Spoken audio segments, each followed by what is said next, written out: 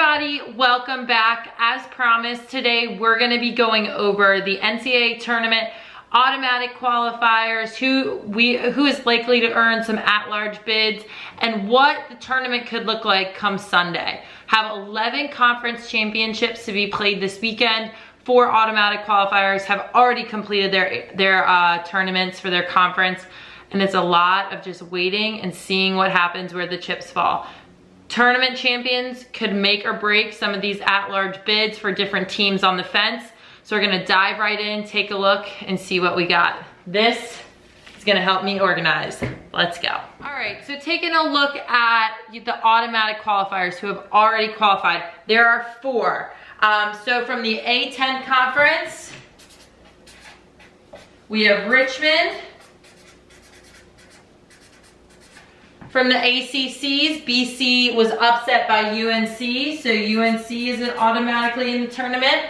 From the Big South, High Point continued their dominance.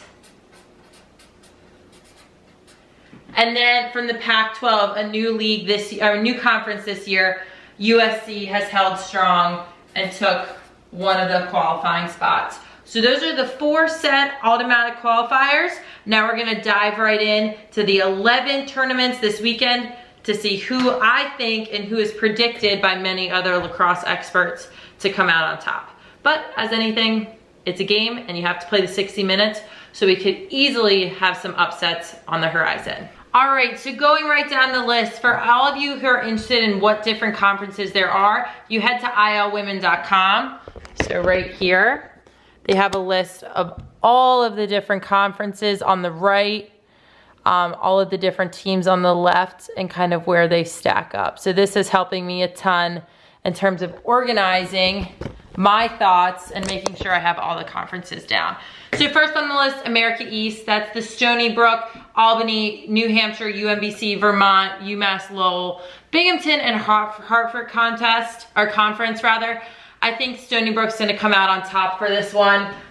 They've had a dominant year yet again. I think some people were a little worried about them at the beginning, but they have seemed to come on strong late in the season. So I would expect that Stony Brook comes out on top in that conference.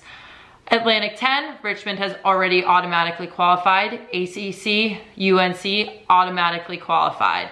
The Big East, so the Big East is made up of Denver, Villanova, Georgetown, Marquette, Old Dominion, and Butler. Another kind of newish conference in terms of different teams entering the league. Right now, Denver sits on top. They're 5-0 in conference, with Villanova and Georgetown trailing behind, and Marquette taking up the 4 seed of that tournament. Although I think Georgetown will upset Villanova, I think it will be a Georgetown-Denver final in the conference championship. I do think Denver is gonna hold strong with this one and secure that automatic qualifying bid for the Big East. The Colonial Athletic Association, so home of last year's national champions, JMU, they are 6-0 again within the CAA. So they play against Towson, Hofstra, Elon, Delaware, William & Mary, Drexel, and again have had a really strong showing within that conference. I think their out of conference play really prepares them very nicely for in-conference play. The 4 teams in the CAA conference championships are JMU, Towson, Hofstra, and Elon. I think it'll be a Towson JMU final, as it has been in the past couple years, and I do think JMU will end up on top. They played in a national championship last year. They're battle tested, they're ready to go. I think they're gonna be hungry to get back to Final Four at Homewood. The Ivy League, so the Ivy League has been really interesting this year. Brown has made some moves, Dartmouth has gone up in the rankings. Powerhouses like Penn and Princeton have been vulnerable and shown that they can lose and can be beaten. So it'll be a really, really interesting tournament. I think we're gonna see multiple Ivy League teams within the NCAA tournament itself. But as for the championship for Ivy Leagues, it's Princeton, Dartmouth, Penn, and Cornell as the 1 through 4 seeds. I predict a Princeton and Penn final, with Princeton coming out on top. Princeton again has an incredibly strong out of conference schedule that I think will prepare them well as some very seasoned players in Kyla Sears and Elizabeth George to help them lead the way.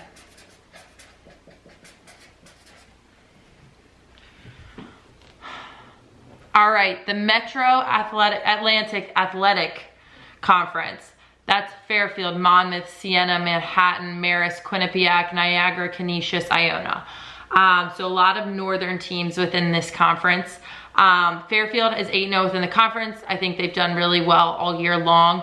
I would expect that they would make the same have the same kind of success that they've had throughout the season. So I think Fairfield is going to be the AQ from that conference as well. All right, water break.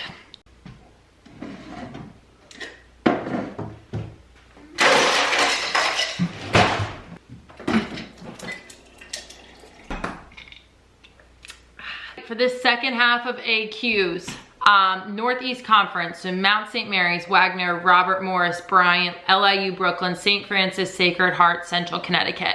Mount St. Mary's right now is 7-0 within the conference. I think there's gonna be an upset within that conference championship. I'm gonna put Wagner as the winner of that automatic qualifier for the Northeast Conference. Wagner has recently gotten a new coach, Michelle Tumolo, and she has done some really incredible things with the program this year. She's a player who has won championships, been to Final Fours as a coach and a player, and I think she's gonna bring that winning mentality to Wagner. So I'm gonna have Wagner as the AQ for the Northeast Conference. So we have 1, 2, 3, we have 10 AQs, 5 more to go. Patriot League. Loyola, Navy, Army, Boston University, Colgate, Lehigh, American, Holy Cross, Bucknell, Lafayette. So a huge conference in terms of the number of teams within it. Very, very talented as well. Loyola, Navy, Army, and BU have gone to the top of that conference, have qualified for the conference championships. Loyola and Navy have been the battle of the finals in the past. I think we're gonna see that again this year. And while Navy has taken the past couple years, I think Loyola is gonna come out on top. I've seen them play in person. I saw them beat a very talented Florida team. I think we're gonna be, I would be very shocked if Loyola did not make the AQs. All right, diving right in, Atlantic Sun. So Jacksonville, Liberty, Coastal Carolina, Kennesaw State, Stetson, Kent State, and Howard. Jacksonville has kind of run this conference for a long time. I'm gonna stick to tradition on this one and think that they'll do the same this year as well.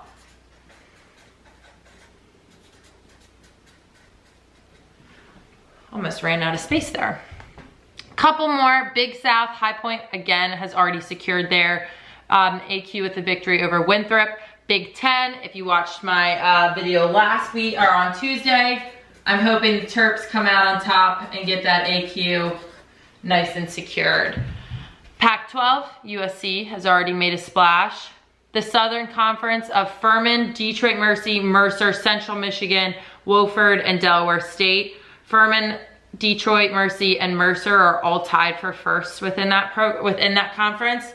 I do think Furman is gonna come out on top. Again, they're a battle-tested team. They have been to the conference championships before, have come out on top before, had made NCAA appearances, and I think that is gonna help them to a victory this weekend. And the last one, American Athletic Conference, so the AAC, a brand new conference this year, home of Florida, Cincinnati, Temple, Vanderbilt, UConn, and East Carolina. I would be really shocked if Florida did not secure this final bid for the AQ, for the AAC. They've been a team that has done incredibly well this year. Definitely the top team within that conference. And I would be really surprised if they didn't bring home the victory. So looking at our AQs,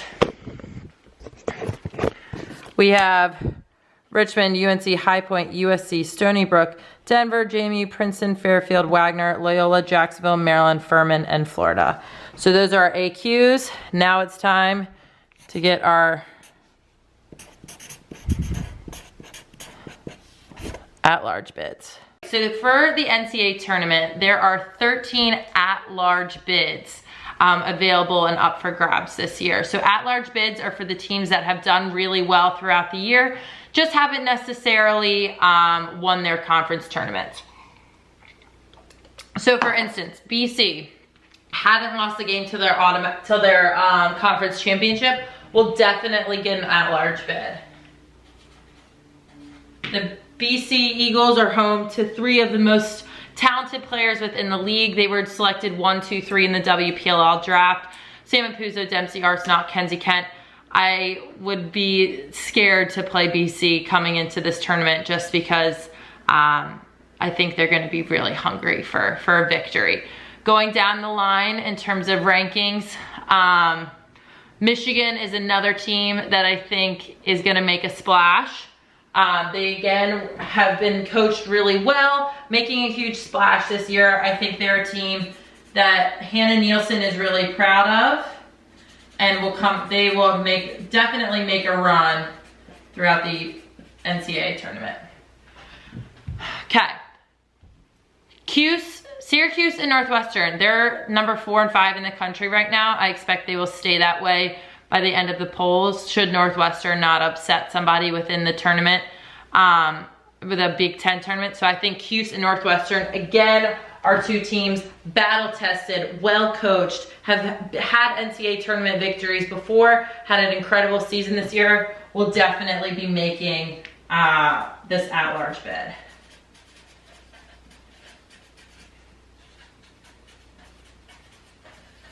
Going right down the line, Notre Dame as well. So Notre Dame is another team. Didn't make the NCAA tournament last year, had an incredible year this year. Their freshmen turned sophomores are very, very talented, definitely leading the team. Notre Dame will definitely get a bid into the NCAA tournaments this year and has the ability to make quite a deep run throughout the tournament. Going down the rankings now, Virginia has had an incredible year, definitely bouncing back from where they were last year. I think Virginia, I think Dartmouth, and Penn are 3 others. So Virginia, Dartmouth, and Penn, 3 others currently ranked within the top 15 that I think are definitely going to be able to make a splash in the NCAA tournament. So Dartmouth, again, we have 2 more Ivies jumping onto the scene. Penn and Virginia. So 1, 2, 3, 4, 5, 6, 7, 8. 5 more bids to choose from. Going down the polls, seeing kind of who has done really well, who hasn't. I think Navy is another team that is going to be able to make a really, really deep run within the tournament. Recently, they've made it to as close as the Final 4. Last year lost in the Elite 8 to the Terps. They're a tough team. That mental toughness aspect of their training that they do at Navy, I think is gonna help them in the long run. Another team that I think is gonna make a splash, Colorado. So they're from the Pac-12. They were in the Pac-12 finals against USC. Again, coached by a Northwestern alum, have had a really strong year. Should be able to get an at-large bid for sure.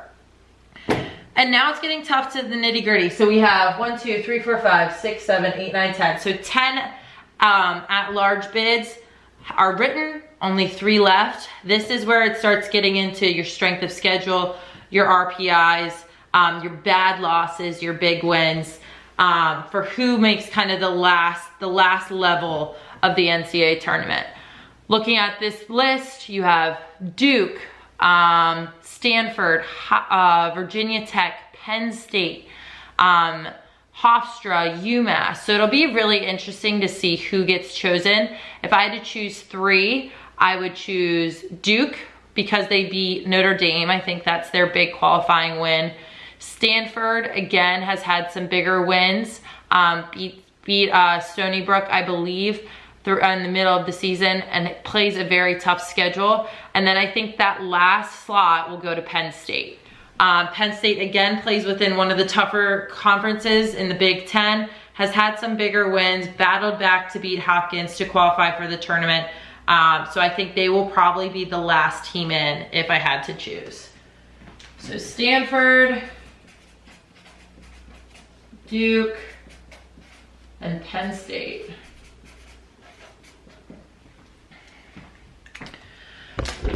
So these are our at-large bids: BC, Michigan, Northwestern, Syracuse, Notre Dame, Dartmouth, Penn, Virginia, Stanford, Penn State, Duke, Colorado, Navy.